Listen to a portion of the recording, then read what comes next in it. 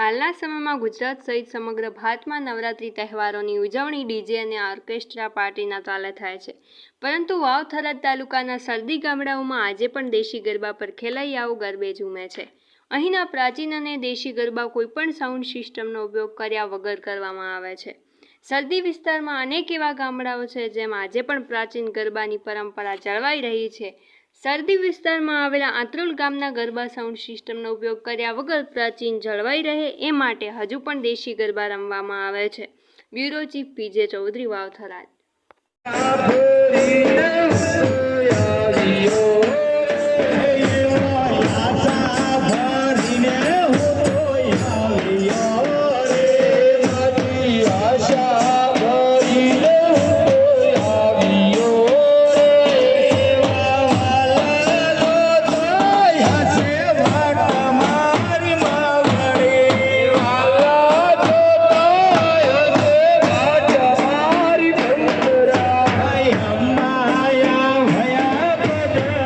Yeah.